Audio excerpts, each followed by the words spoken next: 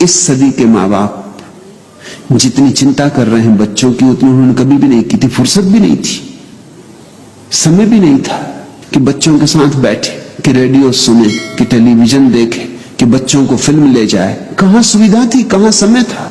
रोटी रोजी पूरी नहीं हो रही थी। बच्चे जल्दी भी प्रौढ़ हो जाते थे। ये तुमने ख्याल किया? अभी भी गांव के बच्चे जल्दी प्रौढ़ हो जाते, क्योंकि छोटी सी बच्ची चली पिता का भोजन लेके खेत की तरफ। उतनी छोटी बच्ची शहर की किसी काम की नहीं, उस पर तुम कोई भरोसा नहीं कर सकते। वो अपनी भोजन ठीक से कर ले वही मुश्किल मालूम होता। पिता का भोजन क्या खाक ले जाएगी। गांव की छोटी बच्ची घर का भोजन बनाने लगती। अभी तुम्हारी बच्ची को भोजन करना भी नहीं आता, उस पर टेबल पे उसके सामने बैठ के मां को उसको भोजन करवाना पड़ता है। तुम जरा फर्क देखो, जितना छोटा गांव होगा उसके बच्चे उतने ही जल्दी प्रौढ़ हो जाते। चले गाय को चराने, बैल को चराने, दूध लगाने, लकड़ी बीनने, जिंदगी शुरू हो गई।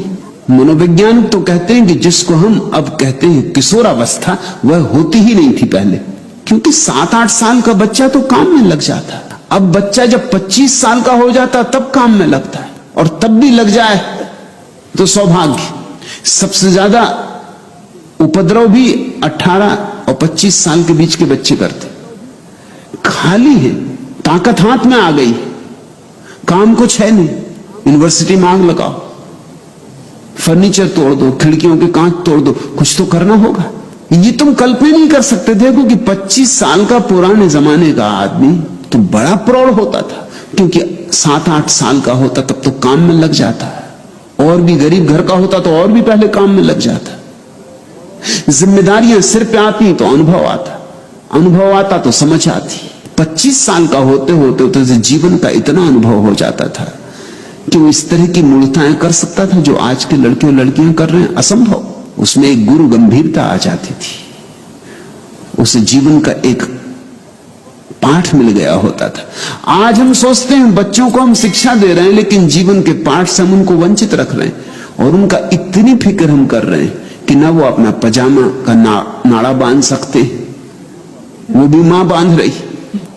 बच्चे रो रहे हैं आज के, किस लिए रो रहे हैं पूछो उनसे। पुराने जमाने के बच्चे रोते थे कि भोजन चाहिए, आजकल के बच्चे रो रहे हैं कि उनको मां भोजन करा रही, उन्हें भोजन नहीं करना, आंसू टपक रहे हैं, और मां सामने बैठी कि भोजन करो, उन्हें भोजन नहीं करना, या उन्हें यह भोजन नहीं करना। उन्हें आज कुछ और चाहिए, कि आज वो जाना चाहते हैं कॉफी हाउस, इडली डोसा या कुछ और। उनको 24 घंटे ध्यान चाहिए।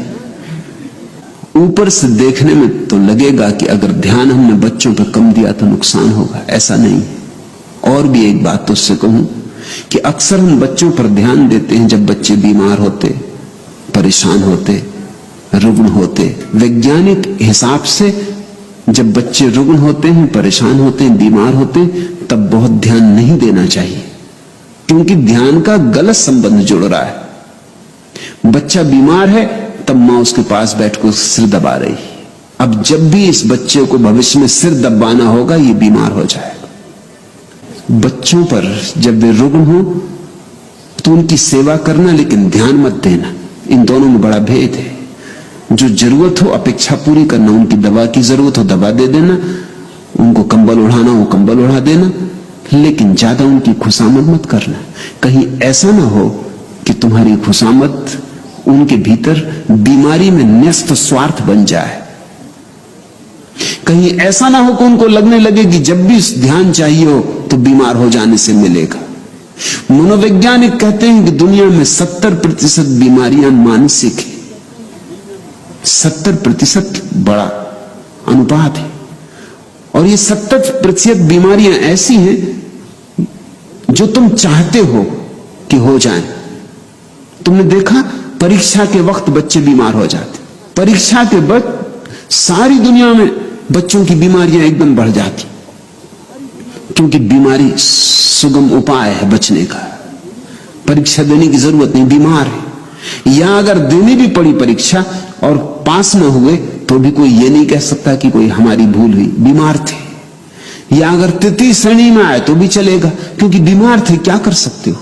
ये तो बीमारी बड़ी तरकीब बन गई। बीमारी के साथ संबंध जोड़ लिया स्वास्थ्य की बजाय। मेरी अपनी देशना तो यही है कि जब बच्चे स्वस्थ हों, चाहो तो उन पर थोड़ा ज्यादा ध्यान दे देना, मगर जब बीमार हो तो ज्यादा ध्यान मत देना। ध्यान को स्वास्थ्य से जोड़ने दो। जब बच्चे मस्त हो, आनंदित हो, उनको गले लगा लेना, लेकिन जब बीमार हो तब कंबल ओढ़ा कर उनको सुला देना। ये कठोर मालूम पड़ेगा, ऊपर से तो कठोर साफ ही लग रहा है, लगेगा कि मैं कोई उल्टी बातें सिखा रहा हूं। ऐसे मैं उल्टी ही बातें सिखाता हूं। लेकिन जब बच्चा बीमार हो तब उसे कंबल उड़ा के सुला देना, दवा पिला देना, बस ऐसे जैसे नर्स करती। उस वक्त मातृत्व मत दिखलाना, सुविधा हो तो नर्स ही रख देना, वो ज्यादा अच्छा। लेकिन जब बच्चा प्रसन्न हो, आनंदित हो, तो कभी उसे गले भी लगाना, उसका हाथ में हाथ लेके नाचना भी। उसका स्वास्थ्य में रस जोड़ो ताकि जिंदगी भर उसका रस स्वास्थ्य में रहे, बीमारी में ना हो जाए। दुनिया की 70% बीमारियां समाप्त हो सकती हैं अगर हम बच्चों का संबंध स्वास्थ्य से जोड़ दें।